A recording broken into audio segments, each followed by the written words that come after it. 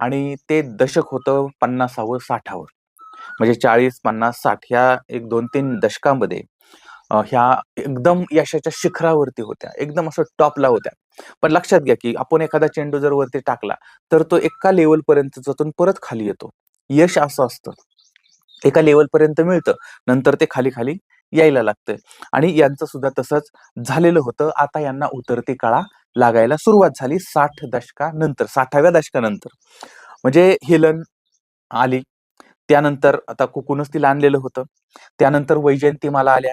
वैजयंतीमाला सुद्धा अत्यंत सुंदर डान्सर होत्या, अभिनेत्री होत्या आणि कुकूची जागा हळू-हळू या नवीन पोरींनी घ्यायला सुरुवात केलेली होती.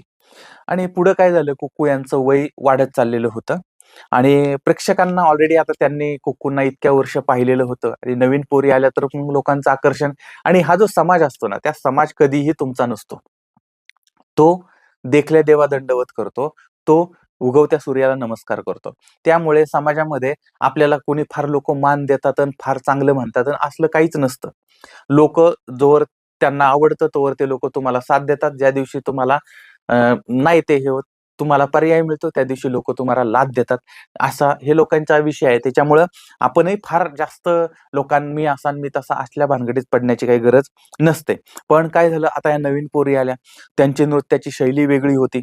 त्यानंतर त्या जास्त मानधन घेत नव्हत्या, पैसे जास्त मागत नव्हत्या आणि त्या कुकू यांना पर्याय बनलेल्या होत्या आणि बिमल रॉय यांनी 1958 मध्ये "हीरा मोती" हा चित्रपट कुकू आणि हेलन या दोघींना एकत्र घेऊन बनवलेला होता. एकत्र यांनी डान्स केलेला होता आणि याच्यामध्ये हेलन यांना जास्त महत्त्व दिलं गेलं होतं. म्हणजे विचार करा, की अ, ज्या कुकूनं हेलनला आणलं होतं, ती कुकू आता मागे पडायला लागली आणि हेलन पुढे-पुढे जायला लागली होती. हेलन मोठी बनायला लागलेली होती. आणि त्यानंतर म्हणजे आता ह्याच्यात काही छोटे-मोठे चित्रपट त्या कुकू मॅडम यांना मिळालेले होते.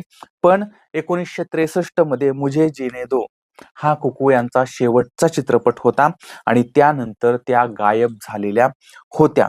40 ते 60 या काळामध्ये बहुतेक म्हणजे सगळ्या चित्रपटामध्ये कुकू यांचा डान्स असायचा म्हणजे असायचा आणि प्रचंड प्रतिसाद मिळायचा म्हणजे मिळायचा. यासाठी कुकू मॅडमच्या पाठीमागे निर्मात्यांची रांग लागलेली असायची आणि आता उतरती कळा सुरू झालेली होती आणि याच्यामध्येच वेगवेगळ्या घटना समोर यायला लागलेल्या होत्या. यामध्ये एक दुर्दैवी नाही म्हणता येणार, पण एक घटना अशी घडली होती. 1960च्या सुमारास कुकू यांच्यावरती आयकरचे छापे पडले होते आणि त्यामुळे त्यांचं जीवन पूर्णपणे उद्ध्वस्त झालेलं होतं. म्हणजे आता ह्यांची प्रचंड संपत्ती, त्यानंतर त्यांची उधळपट्टी, त्यांचा आलिशानपणा, त्यांची घरं, त्यांचे ते कुत्रे, त्यांच्या त्या गाड्या, त्यांचं ते वागणं, त्यांचं ते मानधन आणि त्याच्यामुळे आलेला अहंकार आणि त्याच्यामुळे दुखावलेली अनेक लोकं आणि या सगळ्याचा परिणाम असा झाला, की ही माहिती कुणीतरी आयकर विभागाला दिली किंवा मोठ्या कुठल्यातरी अधिकाऱ्यानं ही गोष्ट केली आणि त्यानंतर छापा टाकला. छापा टाकल्यावरती हे घर तुमच्याकडे कसं आलं? ही गाडी तुमच्याकडे कशी आली? एवढा खर्च तुम्ही कसा करता? हे कसं करता? ते कसं करता? ते कसं करता? याचा सगळ्याचा हिशोब मागायला सुरुवात केली आणि या बाईची चूक अशी झाली होती, की तिनं कोणताच हिशोब ठेवलेला नव्हता. पैसे मिळाले, पैसे उधळले. पैसे मिळाले, घर घेतलं. बरं घर घेतलं, त्या घरामध्ये राहायला गेली. पण बाई गं, तू त्याचे कागदपत्र तयार केले का? त्याच्यावरती त्याचं नाव काढून तुझं नाव टाकलं का? बऱ्याच वेळा असं झालं, की ही त्या घरात त्या घरमालकाला पैसे दिले, त्या घरामध्ये राहायला गेली. तिला ते घर आवडलं, पण घर त्याच्याच नावावरती. आयकर विभागाचा छापा पडला. त्यांनी विचारलं, "घर कोणाचं आहे?" त्यांनी सांगितलं, "हे बघ माझं आहे. माझं नाव याच्यावर माझं आहे." बाकीचं काय असेल ते कागदपत्रीच बोलतं ना सगळं. अशा पद्धतीनं ती कुकू जी हवेमध्ये होती, तिनं ज्या गोष्टीकडे लक्ष द्यायला पाहिजे होतं ते दिलं नाही आणि त्यानंतर तिचं घरदार, सगळी मालमत्ता, गाड्या हे सगळं जप्त झालं आणि तिला सांगितलं, की "तू आता तपशील दे आणि तू तुझं सोडून घे." बरोबर आहे ना, की तू कागदपत्र दाखव, गाडी घेतली, कागदपत्र दाखव, हे दाखव आणि तुझं तू घेऊन जा. काहीच नव्हतं तिच्याकडं. मग ज्यांच्या नावाने होती, ते गेले, "हो का, ही माझी गाडी आहे, द्या. हे माझं घर आहे, द्या. हे द्या, ते द्या." पैसे हिचे. पण लोकांनी ते लुबाडले किंवा जवळच्या लोकांनीच तिला पूर्णपणे लुबाडलेलं होतं. किंवा बऱ्याच वेळा की मॅडम हे तुमच्या नावाने कशाला, हे माझ्या नावाने राहू द्या, हे असं कशाला करता, मग आपण असं करूया, हे करूया, ते करूया. अशा पद्धतीने करत करत करत करत त्या बाईचे सगळं पैसा संपत्ती सगळं लुबाडण्यात आलेलं होतं. आणि तिला कागदपत्र नव्हती तिच्याकडे, त्याच्यामुळे ते सगळं जे जप्त झालं ते एक तर ते तिकडच गेलं, नाहीतर तिला दुसरं कोणीतरी घेतलं, तिला काहीच मिळालं नाही. आता तिच्याकडे काही थोडीफार असेल बचत, पैसे आता शेवटी काहीतरी त्यातनं गाळून पिळून शिल्लक राहिलेलेच असतं. तर ते जे पैसे होते त्याच्यामध्ये मग तिनं भाड्याच्या रूम मध्ये ती राहायला गेली, म्हणजे सगळे तिचे घरं होती ती सगळी गेली, कारण काहीच कुठल्याच कागदपत्राची पूर्तता नाही. आणि त्यानंतर मग ती भाड्याच्या घरात राहायला गेली, काही महिने तिथं काढले.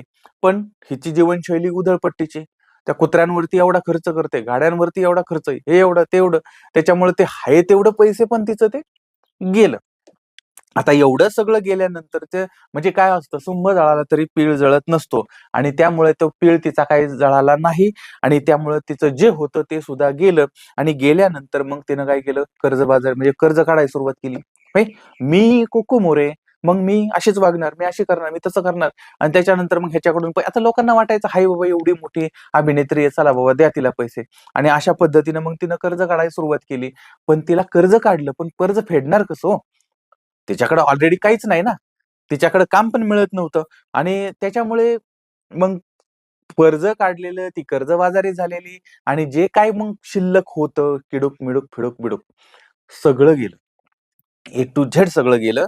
काम मिळत नव्हतं. आणि या काळामध्ये काय झालं, की जे दुखावणारे लोक होते, बऱ्याच वेळा काय होतं, की लोक तुमचे शत्रू का बनतात हो? तुम्ही त्यांना फार वाईट वागवता, वाईट बोलता म्हणून नाही बनत. तुम्ही त्यांच्या पुढे जाता, तुम्ही यश मिळवता, तुमचं भलं होतं, तुमचं चांगलं होतं म्हणून सुद्धा लोकांना वाईट वाटतं ना. मग असे सुद्धा जळणारे लोक होते, की ज्यांनी या कुकूला मातीमध्ये घातलं. असे सुद्धा लोक होते, की माझ्या पुढे जाते ना, घे माग. माझ्यापेक्षा जास्त हे करते ना, घे माग.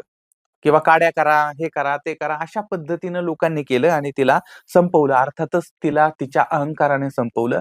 तिला तिच्या या चुकीच्या जीवनशैलीमुळे ती संपली होती. आता या काळामध्ये काय होतं, की ज्यावेळेस पैसा आहे, प्रसिद्धी आहे, सौंदर्य आहे, तर बऱ्याच वेळा मग ह्या पोरींना काय वाटतं, की मला आता कोणाची गरज नाही.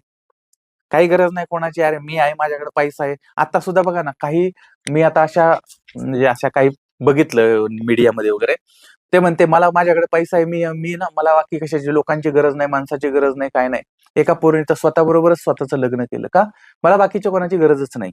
तर ही जी मानसिकता त्या काळामध्ये तयार होते. नंतर नंतर बघा किती हाल होतात.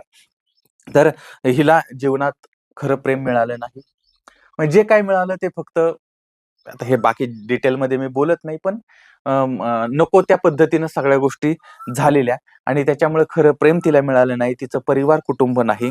अशी माहिती मिळते, की ती एका दिग्दर्शकाबरोबर ती रिलेशनशिपमध्ये राहिलेली होती. आणि नंतर तिला उतरती कळा लागली आणि नंतर तो दिग्दर्शक सुद्धा तिथून सोडून गेला होता. म्हणजे ती उतरती कळा लागली म्हणून तो सोडून गेला असेल किंवा हिच्या वागण्यामुळे तो सोडून गेला असेल, पण आता त्यांचं नातं तुटलेलं होतं. आणि अशी पण माहिती मिळते, की हिचं लग्न पण झालेलं होतं. तिला एक मुलगा पण होता, पण तो मुलगा पण वारला आणि नंतर तिचा पती पण गेलेला होता.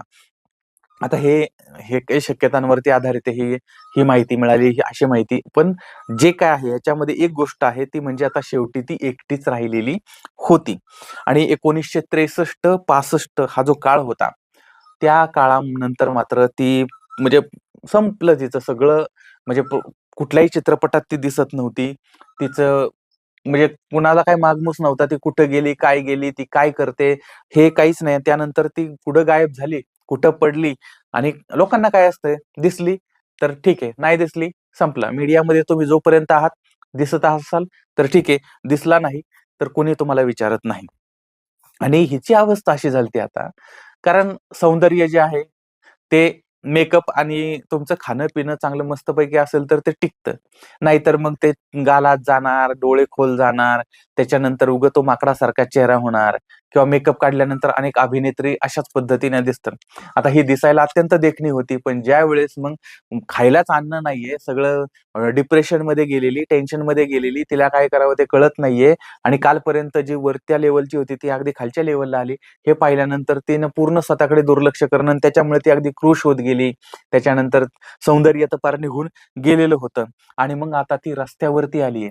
रस्त्यावरती राहायला लागली, रस्त्यावरती झोपायला लागली, रस्त्यावरती भीक मागायला लागली आणि बाजार असतो बघा, त्या बाजारामध्ये जो शिल्लक राहिलेला भाजीपाला किंवा खराब भाजीपाला लोक फेकून देतात. मग ही तो भाजीपाला फेकलेला जो आहे तो आणायची आणि त्याच्या ते काही बनवून खायची किंवा कच्चं मेच्चं काय मिळालं तर किंवा भीक मागून काय मिळेल ते अशा पद्धतीनं ही कुकू मोरे 10 ते 15 वर्ष राहत होती. विचार करा तुम्ही, कुत्र्यांना आलिशान गाडी होती, हिला आलिशान गाडी होती, पाहिजे तो बंगला होता, पाहिजे ती गाडी होती, पाहिजे ते सगळं होतं.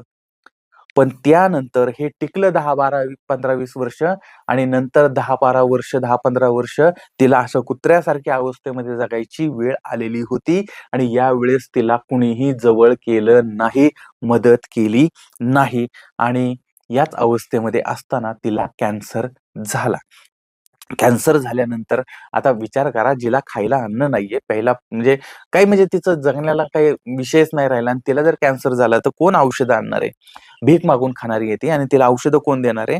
आणि त्याच्यामुळे मग ते तसंच ती पडून होती. त्याच्यानंतर मग कुणाला तरी दया आली. मग त्यांनी तिला टाटा मेमोरियल हॉस्पिटल जे आहे, त्या हॉस्पिटलमध्ये तिला दाखल केलं. तिच्यावरती उपचार सुरू झाले आणि 30 सप्टेंबर 1981 या दिवशी कुक्कू मोरे यांचा उपचार करत असताना मृत्यू झाला आणि कुक्कू मोरे हे जग सोडून गेलेल्या होत्या. पण या काळामध्ये कुणीही भेटायला आलेलं नाही, ओळख दाखवलेली नाही आणि अंत्यसंस्काराच्या वेळी सुद्धा, मयतीच्या वेळी सुद्धा हिचा कोणाशी काही संबंध नव्हता अशा लोकांनीच मदत केली होती.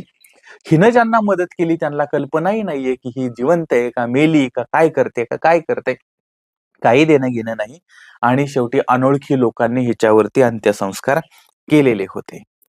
कुकू मोरे यांचं जीवन ह्या चंदेरी दुनियेची अत्यंत सत्य पण काळी बाजू आहे. तिथं पैसा मिळाला, प्रसिद्धी मिळाली, फायदा घेतला बाकीच्यांनी, हिनी पण फायदा घेतला. पण नंतर मात्र काहीही किंमत नसते. जोपर्यंत तुम्ही आहात, जोपर्यंत तुमच्याकडून फायदा होतो, तोपर्यंत सगळे तुमच्या पुढं करणार. ज्या दिवशी तुमच्याकडून फायदा संपतो, त्या दिवशी तुम्हाला कोणी कुत्र्याची किंमत देत नाही.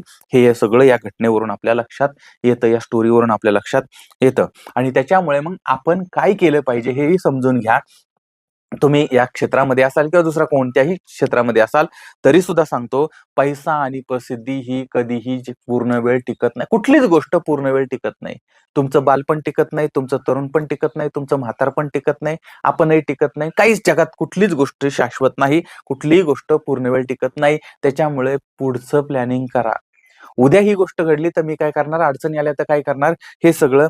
दुसरी गोष्ट, गुंतवणूक चांगल्या ठिकाणी करा, कागदपत्रांची चांगली पूर्तता करून ठेवा. त्याचबरोबर ती ह्या हिनं जे चूक केली, ती चूक म्हणजे तिनं मग काही इन्शुरन्स काढायला पाहिजे होते, बाकीच्या गोष्टी करायला पाहिजे होत्या, त्या गोष्टी तिनं केल्या नव्हत्या. त्यानंतर प्रत्येक गोष्टीचा हिशोब राहू द्या. कोणावरही डोळे झाकून विश्वास ठेवू नका आणि अशा लोकांना बिलकुल मदत करू नका, जे लोक आपल्यावरती उद्याच्याला मिऱ्या वाटतील, आपल्या डोक्यावरती बसून आपल्या डोक्यावर कानामध्ये असं काहीतरी करतील. कारण मग काय माहितीये का, तुम्ही ज्या क्षेत्रात काम करता त्या क्षेत्रातले लोक जर तुम्ही पुढे नेली तर तर तीच लोक उद्याच्याला तुमच्या डोक्यावरती मिऱ्या वाटतात, तुम्हाला बरबाद करतात, तुमचं नुकसान करतात आणि त्यामुळे चुकीच्या लोकांना बिलकुल मदत करू नका.